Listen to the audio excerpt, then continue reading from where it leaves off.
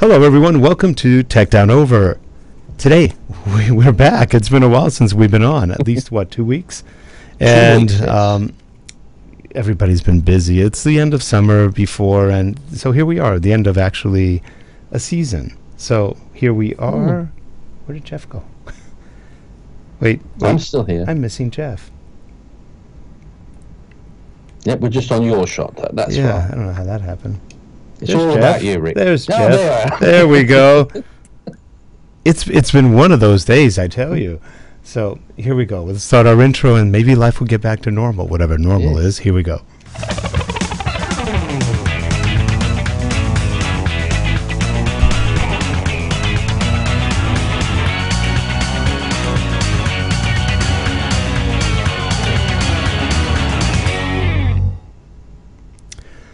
We are back, believe it or not. So, Jeff, how have you been? Oh, good, thank you, Rick. Which is just saying with about technology and upgrades, I was just thinking, if it wasn't for upgrades and that, I think I would have accomplished about 10 times more, 100 times more things with computing. I spent, I think, 3/4 of my life fixing things up from when you upgrade things or making them work back again. So. But then it wouldn't be half as much fun, though, would it? If you just plug something in, it just worked, and that was it. What fun would there be in that? Not a lot. Not a lot. Well, maybe there would. I don't know. It'd be nice for things just to work for a change, right? Well, that's right. But I was saying to the other Jeff, I think the other week, that remember in the early days of computing, one of the things that I used to do on Christmas break or whatever, when we had a break, nearly every year was reformat the hard drive and reload everything, because but now we're so scared to do that because you reload something and it messes everything up. So if it's working, you don't touch it. So I think it's been years since I've reformatted my hard drive, but and with SSDs you really can't reformat the same. We need special software to reformat, otherwise it won't work too well. And people say, oh, I've done a backup and I delete it and restore it. So, well, there's no point. So why? So, well, if there was a problem, you've restored the problem that was there in the first place. That's true. You've got to reformat and reload everything manually if you want a clean system. Oh, that is so true. Well, let's see. There's a lot of stuff going on in the industry. We talked about this a little bit last time, but Panasonic is coming out with their version 2 firmware upgrade for the GH5, and they promised to add a whole mess of nice features. So I don't know if it came out yet or next week. I haven't looked yet. No, well, I was saying, I saw on there it says due in September, and, and like most of these companies, whenever they say September, it's usually the last day because they don't want to say October. Yeah, because it's the latest one. Somewhere I read September 28th, so I don't know if that's the official date, but I'm looking forward to it because they're adding a whole mess of stuff, from 400 megabit per second recording with 10 bit, so that's something you're going to get. They made a lot of fixes and changes. Supposedly they made some really good focusing changes to make it even better, and so it should be a very nice upgrade. You've got your 6K photos, some improvements on that. They've just made a lot of improvements. So what I was looking at, I've got on my list here because I took some notes on that, and what they were saying was one of the things you can do now is a PC tethering from the USB-C for Mac and PC, whereas before you couldn't. So, and a lot of people want to do that in a shoot, connect it straight to the computer and use it from that. Like you said, they've got the improved autofocus, but with the custom focus points now stay on the screen. You know how you did the custom focus points, but when you press it, then they disappear? Well, now they'll stay on the screen, so you know where the custom focus points are on there. And it said, with, like you said, improved performance in the 6K and 4K photo mode. And what the thing is the waiting time will be better, whereas it used to wait a little bit longer by the time it was processing. Then that's supposed to be quicker. On the what's I've got loop recording here or something. I don't know what I'm talking about on that, but like you said, the 4K HDR video recording. Yes, that's going to be very interesting. And as I said, for the new Class 10 U3 V90 cards or something. That's the same for the faster cards you'd need for that, though. And they're expensive. and the enhanced anamorphic video recording mode. Right. Not that would bother me. No. But you know, those new cards, those UH2s and 3, they're expensive. They're like $200 for 100 and something, 128 or more. So, yeah, not cheap anymore. And the thing that you were saying to me the other week was how stable the camera is and how good it is. But they've even, like it says, enhancement of the body image stabilizer. Yeah, and it is so good. An IS lock when you're moving, so it locks it, so it won't keep. You know how sometimes it wobbles. Yes, it's gone. But it's saying it's got an image stabilizer lock for the video, and it's got a handshake correction mode. For the anamorphic, I think. So yes. If you do move it a little bit, but there's a lot of improved usability for time-lapse shots it's got there. Yep. More information on the screen, and I just think this is just so amazing that you can buy a bit of equipment now and you get so excited with not buying another bit of equipment. It's just a download, whereas years ago you got it, that was it. You couldn't do anything. Now it is noticeable. Now, one thing that's very notable is that both Canon and Nikon, the leaders in the field, except of old technology sometimes, they rarely do firmware updates. They will sometimes, but right. I tell you, it's not often. And, you know, the 70D never had one firmware update, not one. I don't believe the 80D has ever had a firmware update.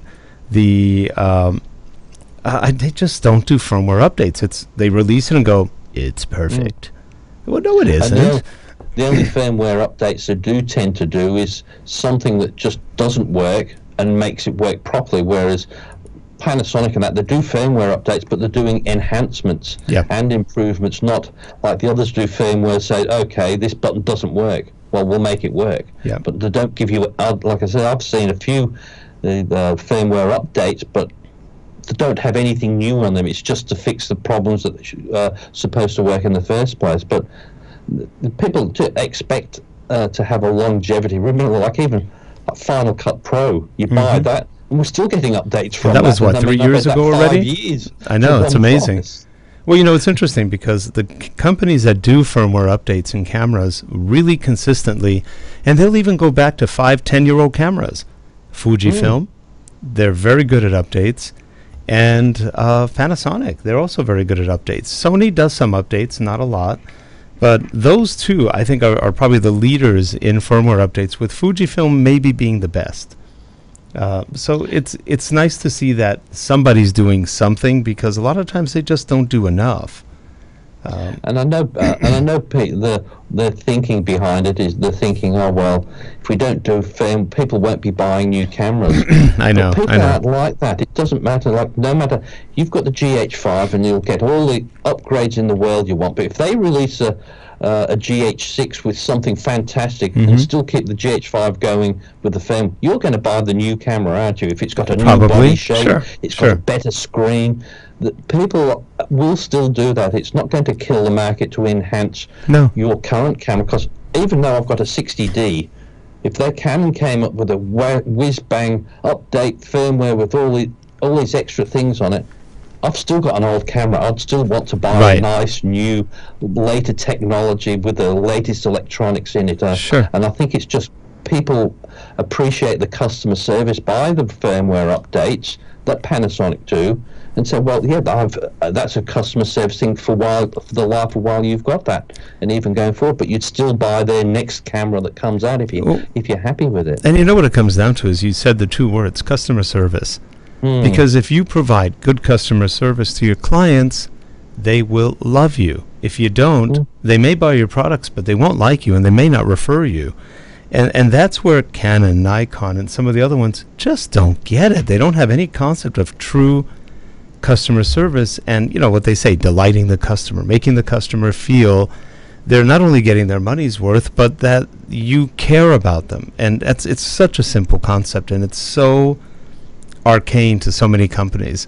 And you know, Jeff, one of the things we do is we teach customer service. We teach how to make good customer service for everyone, and it makes a difference. It really does. And these companies don't have to spend that much, and they don't have to do that much other than to show they care. Now, if the corporate culture is one of not caring, you're never going to win at a customer service, no matter how hard you try. If you have a non-caring culture about how your clients feel or what they do with your products, it ain't going to happen. And that's one of the problems that a lot of companies run into. Why aren't they loving us? Well, that's because you haven't done anything to be loved for. And the thing is with technology is, it's harsh to say that these days, but everybody does it. The way people do it, they're all doing a great job. You know, the Panasonic, Sony, Canon, Nikon, all do an excellent product. It's all, because I said, with the way technology does, it's also got to do with how they deal with everybody when the people that they've sold the product to, and that's the different point of difference. Just take a look at what was said, Sony and Panasonic. Well, I mean, they never had anything to do with that sort of video years ago. It was Canon, Nikon. That was it. That was all you ever did for photography. You would have never thought of something like a Panasonic or a Sony doing video stuff in the early days, would you? Being the leaders, and now those two companies are two of the leaders. And it's not that they've got great product, but I don't think it's any better than the others. But it's just that the way that they aim it at the customers, I think, makes a big difference. Like the hype and the things that they're putting for the GH5, you just would not see that in a Nikon. They just said, well, our product's good enough, that's it. But they know they've just got to support the customers and give them what they want. Well, hopefully we get what we want anyway. I'm just giggling.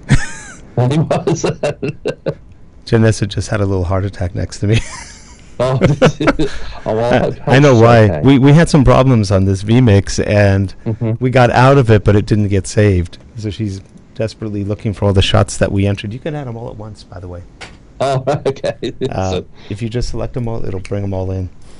It's just like that's with everything with the modern technology. I've done that before. You do all this thing, and you know the first thing you should do after you've had problems is hit save, but that's the last thing you do, and then you think, oh, I'm going to have the screen of death on the shortly. It's just going to that, and I haven't saved it. And as soon as you think that, it does, nearly everything crashes. And so. But anyway, well, okay. Did you sweat a lot? Maybe stay on this shot until for the rest of the show. I'm just giggling because we've all gone through this. It's like your heart goes and especially, can you imagine what the things like when Steve Jobs was releasing the first iPhone, doing his presentation, and like they said, they knew it didn't work. Unless he followed the exact script, hit the right icons in the right order. If he'd hit one, hold it too long, the whole thing was going to crash. But he did it so perfectly. And I thought, imagine the stress and that where you could have killed the whole brand by doing a bad performance. One wrong thing, and everybody would have laughed, and he would have laughed and killed 3 people afterwards. That's what he would have done. Yeah, he would have got that, but they would have had a mass murder at Cupertino or something. But yes, I mean, and they would have said Apple had reductions in force this week. Yes, that's right. And just leave it at that. Well, speaking of how we just criticized Canon for not doing upgrades and everything, and how they often tend to lag behind or do stupid things in terms of updates and new cameras and features. Well, they actually did something good. So Canon, our congratulations. You did something pretty neat.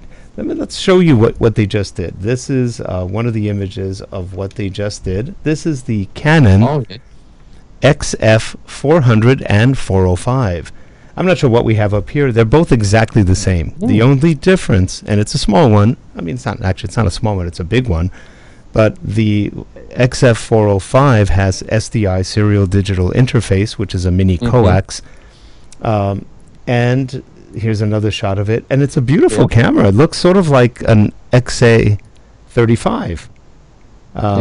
You always wonder, why do you have an XA35 and why don't you make them the same? I mean, it's really, they look so close. But that does look nice, that one. Yeah, it's a nice camera. And it's got a 9 aperture blade lens. The nice thing about that is that means you're going to get really good bokeh when you take your video. So this with this what lens is it? It's a Canon lens. with this one, you can zoom all the way out and still get probably a pretty good depth of field, make it look really nice. It should be nice. It does 4K, UHD 4K, very clean. It has several color profiles, including YUV, which is you can shoot right out of camera. It's going to look as good as it ever could. So for minimal color correction. And you've got the handle with the 2 XLR ports, as well as a kind of a scratch microphone. You've got a temporary microphone audio at the bottom. And you can take the arm off, and now you're left with a Vixia. I think it's the GX10. So it's the same thing. The Vixia GX10 is basically this without an arm. So really amazing what they've done, and at a price of between $2,400 and $3,200. Oh, that's good. That's good. Yeah, that's good. And I do, like I said, we know we criticise Canon and Nikon, but we do love their products. There's no doubt. It's like you love them and hate them, but I must admit, if there's a Canon product that's got the thing, I will go to theirs, because I just love Canon products. Yep. Still. Yep. So that's it. So that's what Canon came out with. If you've gone to, by the way, if you haven't seen it yet out there, go to YouTube, take a look at the Canon XF405 or 400. There's some great videos on it, some great reviews. Now, there's one thing that I have to knock Canon for. There. Okay. Canon, come on. Don't send scripts out to all the people who review your camera, and then they all follow it to the word, and it looks like they're just the most disingenuous reviewers on earth. I mean, I don't even know if you're paying them. You probably are. But honestly, when you do a review, make honest reviews. The camera's good. You don't have to fake people out by making it look like it's so much better. Every reviewer has this almost the same exact sequence of review. It's amazing how well they can review it all in the same exact sequence. It's a miracle. Yes, that's what it is. It's a miracle. But really, these are great reviewers, and it really, I think, depreciates them to see them read from scripts. And you know, they improvise a little bit, but the order is exactly the same in most cases. And frankly, that's cheap. You shouldn't do that. It makes you look like you're just trying to control the brand to a point where it sounds fake. You don't have to do that. This is a great camera. Let it run on its own. Don't try to get reviews that are all exactly the same with people dressed in different plaid shirts. I mean, really. So now that 405, is that their first one with the 4K? Is that why the difference between the XA35? Yes. Is that word? So the XA35 is still current, is it? It is current. It's a different brand. XF, frankly, I don't see a difference right now. They look almost exactly the same. It's just 4K. Yeah, it's just the menus seem better on the XF, and it has, I think, a few more buttons. But not a lot of buttons. I think there are only there's 5 programmable ones. I don't know how many total are there. So it's not quite an XA. It seems better than an XA. They're close to the same price, the XA being a little cheaper. So I'm not sure why they're doing the Panasonic thing where they have 25 cameras which all do the same thing. And now they're bringing it down to, I think, 10. But, you know, that's a weird thing that Canon just did, because with the XA35, you don't get what the XF... Well, of course, that is what they do. They do really weird lines where they're almost the same with small differences. But it does look like a great camcorder. I don't know if we're going to buy 1 or 2 this year just to have and test and do everything else. But I don't know when they're out either. It's got to be imminent, because there's a blitz right now on YouTube of all the XA400 and 405 reviews. So I'm assuming it's going to be out either this month, at the end of the month, or early October. We'll see. Well, I suppose it probably. Well, I was going to say it's way off. The NAB's in April, isn't it? So it won't be. It'll be out before Christmas for the Christmas rush, I suppose. When's your end of your tax year? December. Yeah, so that's what it'll be, because then everybody has to buy something to make the taxes better. Spent by December, so they'll have to have it out in November so people can spend the money before the end of your tax year and that. So. Yep, that should be interesting. But so Canon has come out with some new camcorders that actually look very nice. They look like something that will be very useful in corporate video, any kind of run and shoot or run and gun kind of operation. It should be really nice. I'm looking forward to having those. I've always liked the Canon camcorders. They're clean. Mm-hmm. I'm not the biggest fan of the XA 10, 20, and 30 menus. I don't really like having to touch the screen all the time. I'd really rather have manual controls. But it's still good, and it runs pretty quickly, though the menus do look better on the XF400, 405. They look more like the camera menus. So they're a little cleaner. The thing is, I like with them, though, once you get used to it, even like the XA10, yes, it can be a bit awkward. Yeah. But once you get used to it, it's not too bad. If you use it a bit, it's the only thing that's awkward I always find is something that you don't use too often. It can take you another hour or so to figure out which menu it was on, because you can't remember so now what's that on this one? Is it on the camera menu? Is it on the first wrench menu or the second wrench menu? But once you get it down pat, they are quite good, and they've got some nice easy features to flick through, quick flick through, so you don't have to go through the menus. But the later ones have got that lovely little joystick, which the XA10 hasn't. The 35s have got that, and it's so easy to do with your thumb moving around on the joystick, whereas my one, the XA10, you still have to click on the screen. But now, I wish Canon would come up with something that I think is in your 60D, and they got rid of it afterwards, and that's the ability to have 3 font sizes from small to larger. Because their fonts are getting smaller and smaller. I'm getting older and older, so that's a bad combination. It's like, make it bigger. Or give us a choice like they've done in the past of giving you a little more font size. But, because the people buying this aren't 20-year-olds. Not on the whole. They're probably 30 to 50. So give us a little bit bigger fonts, guys, please. So now, Rick, I've also been having a look at, we're always looking at something to stabilize things and that. So I've been having a look at this one. So it's the Nebula 5100 slant on that. So, one of those handheld ones like the Osmo. Yes. But this one will put on you can put a camera on it up to £7. Okay. And it has its little foot tripod itself, so it will support itself. So when you are balancing it, it does it all itself. But that's really good on that, because, as I said, the motors are so strong. But the great thing with it, how all of them, you hold it up there, and you can't see the screen because it's at the back. Right. Blocked out, even when you've got the screen behind. This slant, so when you hold it up straight, the mechanism is slanting forward so you can see the screen. Oh, interesting. Okay. And plus, what that will mean is you could even put like your XA35s on it and things like that. But you have an Osmo. Why would you want that? I have, but I mean, if you want to put things like your GH5 on it, you could. Yeah. And I'll put my XA10. That's the thing is you can do on that. But I said I've got the Osmo, but that's just the camera as well. And the only thing with the Osmo, I don't like having the phone connected to it most of the time. I know, and you have no choice. I know. But what I do with the Osmo, I tend to use the Osmo for, I'll film and stick it up there and I don't care, I'm just filming. I'm not. It's in an area like if you're filming a crowd, you just stick it up there and just point it in the general direction. You're not worrying about it. Whereas I would like to have somewhere where I can see what I'm doing.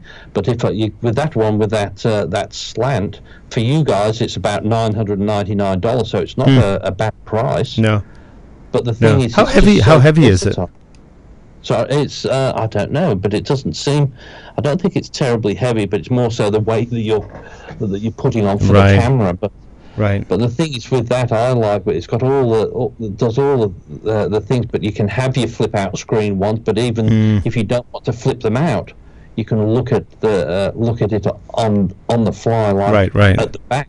But that makes you being able to put, like I can put this Panasonic little video camera on it. I'm not just restricted to the DSLRs on that. So, that's good. We're all obsessed with stability. But as I said, I haven't got a GH5. I could put the FZ1000 on it. The only problem with the FZ1000 is because it's got the retractable lens in there. If you don't lock it out there once it's balanced, and if it moves, then you're dead. It unstabilizes itself. Now, don't you find it funny that in the unstable world we live in, we're so worried about stability in our lenses?